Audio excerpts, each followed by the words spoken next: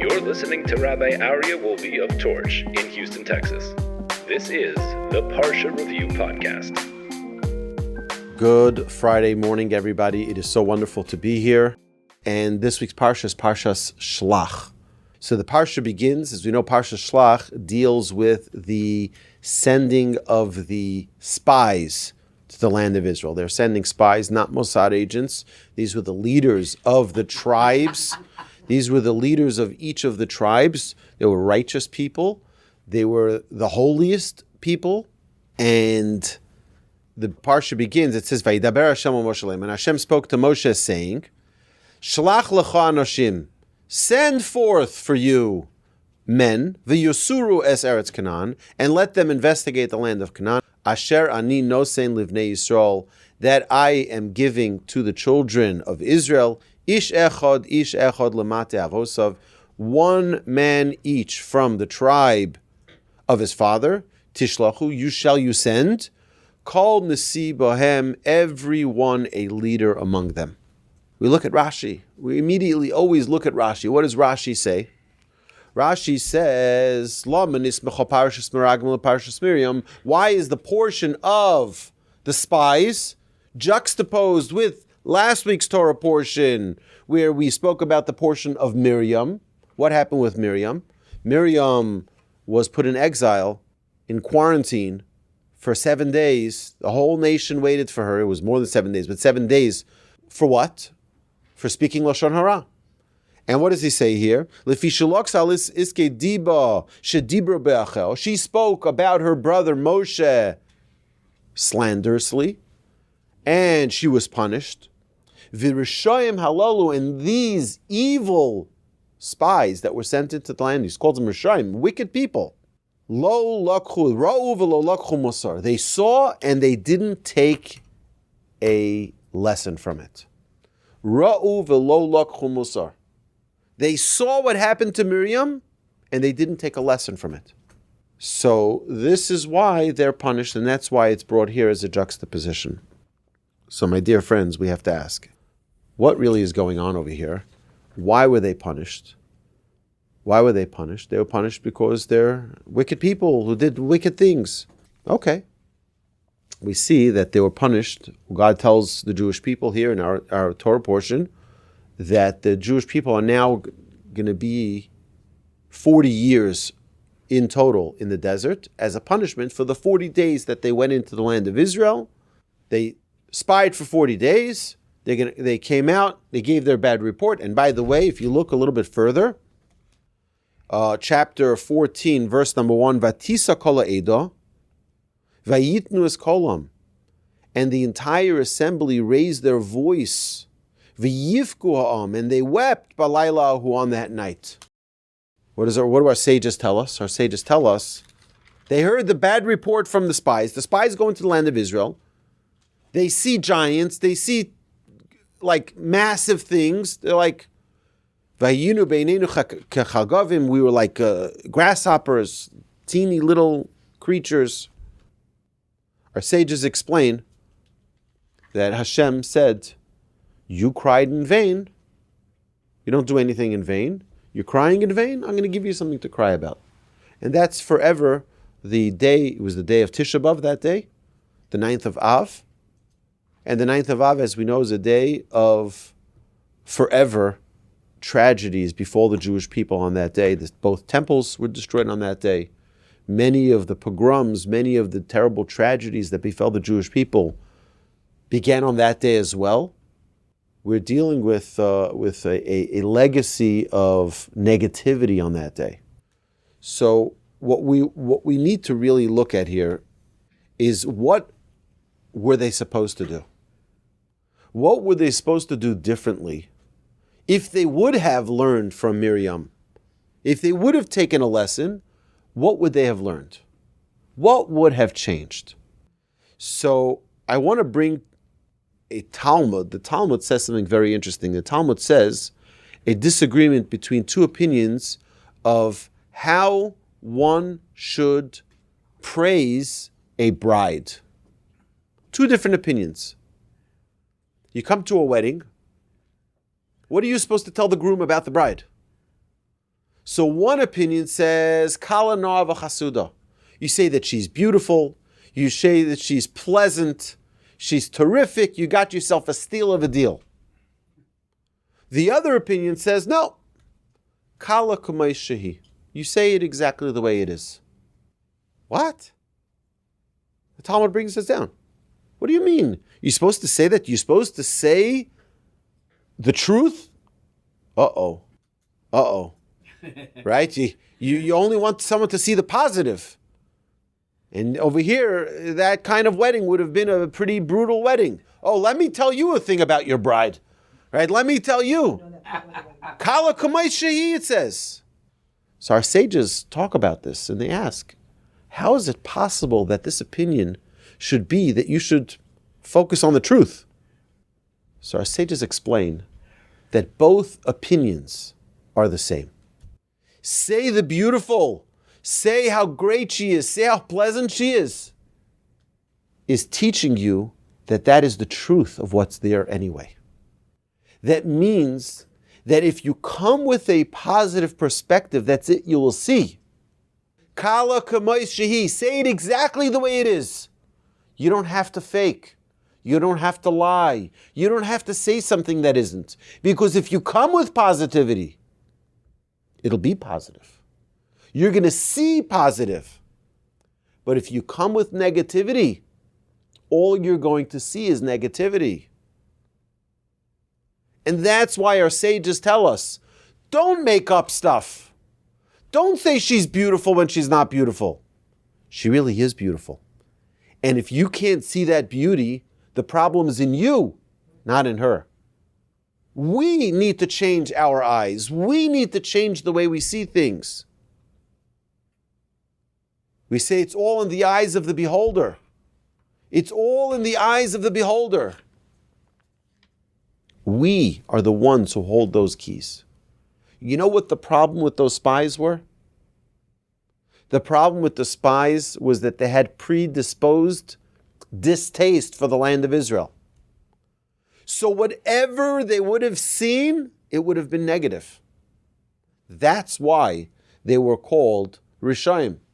Rashi says they're called wicked people, evil people, because they didn't fix their perspective. If you come in with negative, you walk out with negative. If you're not willing to change your perspective, then all you'll see is negative.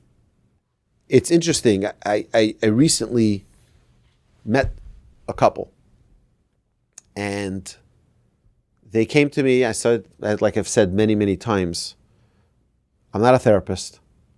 I'm a rabbi, but I love you, and I'll try to do whatever I can to help guide you in the right direction.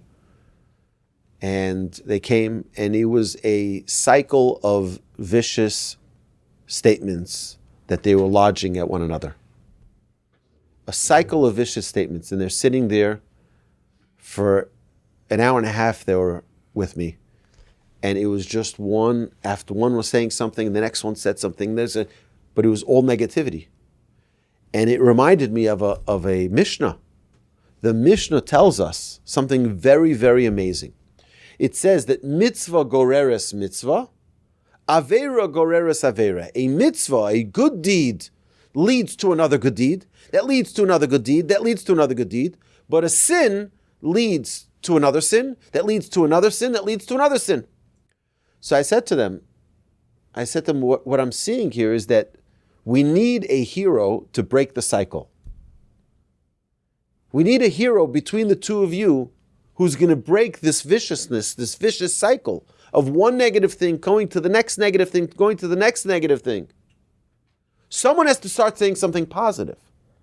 Because the minute you start saying positive, now it comes with a rebound of a positive. It comes with another rebound of a positive. It comes one positive will lead to another positive. When you start saying positive things come back to you. So where does it begin? Who's going to be the hero? Because if you're in this vicious cycle of one sin leads to another sin, so when are you going to ever get a chance to do a mitzvah? Right now. You make a decision to do something positive, and that breaks the cycle. So now you're in the loop of positivity. We have the ability to change our environment. We have the ability to change our relationships. We have the ability to change the way we see things. And this is what the Torah is teaching us. Why the Torah is telling us such a negative story. It's a really bad story. I mean, it's a blemish on all of us. This is a representation of all of us. Because these are our representatives. These are our representatives. They went to represent us. These are our leaders of our tribes. So it's reflective of us. Where we need to change.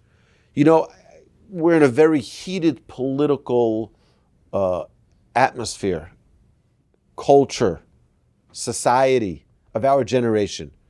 We have very polarized views, and people believe all blue, all red. I'm either a complete Democrat, sworn, dyed-in-the-wool, or a Republican, gun-toting Republican. Which one? We're so firm. But can we maybe open up ourselves to see a different perspective? Just for exercise, only for exercise. Can we maybe change our perspective on something? It doesn't mean that we have to agree. It doesn't mean that we have to accept it. We're not going to be baptized into that other culture just by listening, by having debate, by opening conversation. Because what I'm trying to get to here is for us to understand that our differences will always stay differences if we're not willing to open ourselves up for conversation. We will stay firm with our anger. We will stay firm with our negative traits because we're not ready to listen to critique from another person. Because this is the way we do it. This is the way I parent. This is the way I am as a spouse. This is the way I am. Take me or leave me. Really? We don't change ever?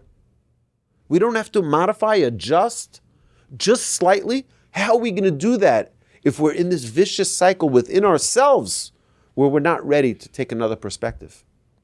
Where we're not ready to listen? You know what? I don't like what they're saying so much, but let me hear it through. Let me come in with a fresh pair of eyes. Maybe I was wrong all along. Maybe my parents' perspective is not the correct way. Maybe I need to change and adjust. I had a dad in one of the parenting classes. He says to me, Rabbi, I don't agree with anything you say. I don't agree with any of it. He says, look, my dad beat me, and look, I'm pretty decent. He says, why can't I just do the same for my own kid? Like, what are you telling me? Love your child. My father, I don't know if he loved me or he didn't love me. He just beat me. I said, that's true. He may have done that. And you can do that to your child as well. But the culture around us is very different. The culture is not the same as when you grew up. When you grew up, perhaps it was a little bit different. You couldn't just walk out onto the streets and get a comfortable acceptance. You had to be part of something. They say, it used to be 100 years ago, there was no such thing as an atheist, as an agnostic. You had 1 in a million. And they would hide it. You had to be part of the church. You had to be part of a synagogue. You had to be part of a excuse me. You had to be part of a mosque. You had to be part of something. Today, it's in vogue to be atheist. You were a loser back then if you weren't part of a religion. Nobody was just like, I'm not unaffiliated. I'm just, I have ancestors who may have been something, but me, I'm just freelancing. I don't believe in God, whatever it may be. I remember there was a rabbi once. He was talking about people say, what's your faith? I'm like, I'm an atheist. Ooh, you're an atheist. Tell me more. Like we think like he thought it through. You think he went through and has verified proof that there's no God? You think he thought about that? Or it's more convenient for him not to have any faith? Is it more convenient for him? Because like this, I have no conscience. I don't have to answer to anyone. So I'll tell you something that bothers me about this whole portion about of the spies. What bothers me is that the Jewish people, we see the same theme of all of our travels in the desert, that we're plagued with the same challenge. Either we feel a dependency on what we have, otherwise we can't fathom something that's not in our hands. Meaning, God says, I'm going to feed you. What do you mean? How are you going to feed us? There's nothing here. We're in the desert. There's nothing. God brings us the manna. But what happens when you live with a miracle? It becomes habit. And it's no longer special. Do you remember that first time that you received a text message? You're like, this is so cool. It's unbelievable. Wow. 1 second, you just sent it? I just got it. Right? I was like 1,000 miles away. I can't believe it. It's amazing. How does it travel so fast? And we're wondering. And we're in awe of the cell phone. We're in awe of having a browser on our phone. But you could do that on your phone. You remember the first time? It's like we're in awe. Today, it doesn't work fast enough. We lose, right? It's a miracle in our hands, in our pockets, and yet we lose the acknowledgement. We lose the awe for it. The Jewish people are receiving the manna, and eventually it becomes habit. They lose appreciation for the miracle. God splits the sea, and what do the Jewish people say as a thank you? What? There's not enough graves in Egypt. You had to bring us out to die in the desert. What's wrong with these people? And now God says, I'm going to give you the promised land. I'm going to give you the land that I promised to Abraham, to Isaac, to Jacob, to all of you. I'm going to give you the land.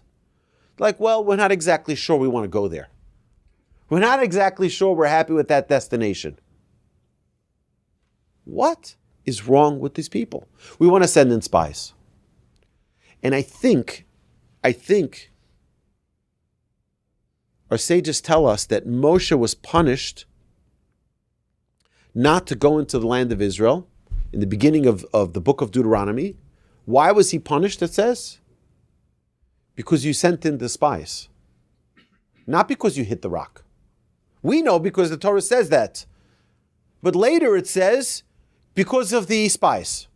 Because you let them in. Meaning, Moshe, you didn't do a good enough job to get the Jewish people to live in a life of spirituality, where they're able to have reliance on Hashem.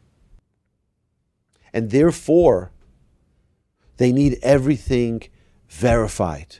Everything needs to be in front of my eyes. I need to see the money in the bank for me to trust it. A promise from Hashem is not enough. It's a weakness of ours that we are not able to have that reliance on Hashem appropriately. The negativity breeds negativity. When you live in an environment which is completely negative, Moshe Rabbeinu, last week's Torah portion, what does Moshe say? He says, I can't deal with the complainers. I can't deal with the complainers, which, by the way, anybody in leadership position, just know that we get this from Moshe. Anybody who's ever president of a synagogue, president of anything, right? You get complaints all the time, right? It's too hot, it's too cold, it's too cooked, it's not cooked enough. Whatever it is, there's always a complaint. Always. That comes with the territory of leadership. And Hashem says that to Moshe. He says, as a leader, you're going to have complainers. Always you're going to have complainers. It comes with the territory. So what do we see here? Why were they considered evil people? Because they didn't learn from Miriam. Miriam looked with negative eyes at Moshe, so all she saw was negativity. They didn't learn from Miriam to correct their perspective. Adjust your perspective. See positive, think positive, and it'll be positive. If you come with a positive attitude, it'll be positive. It'll be a positive experience. You come with a negative attitude, it's guaranteed to be miserable. It all goes in the eyes of the beholder. The Lashon Hara, speaking slanderously, comes because we see negativity. We look with negative eyes, so we see negativity. And when we do that, everything self-destructs from Lashon Hara. When we speak Lashon Hara, when we speak negatively about our fellow man, everything becomes negative around us. We see negativity in the school. We see negativity in the shul. We see negativity in the workout club. We see negative everywhere. Negative. Everything is negative. They call it food critics, right? Movie critics. They have people. That's what they do. They critique. I think it's a terrible job. Your job is to critique and only see the negative. Right? What would be the reverse of that? I want to point out the positive things of the food. I want to look at the positive things of the movie. Just as a side note, a friend of mine calls me up yesterday and he says to me, Sunday there's this big hockey game. Apparently hockey is still a sport, I think, someplace. Either way, he says there's a big hockey game in Vegas. He says, me and my friend, we're flying up from New York. We're flying to Vegas. We're watching. We're going to be at the game. We're getting back on a plane, flying back to New York. He says, you want to meet us there? He says, I'll get you a ticket. You come to the game. You'll be there with us. And so I said, I would love to do it. But I made a vow. I made a vow to never go to Vegas. Those of you in the class before, it's not your first time hearing this. He said, what?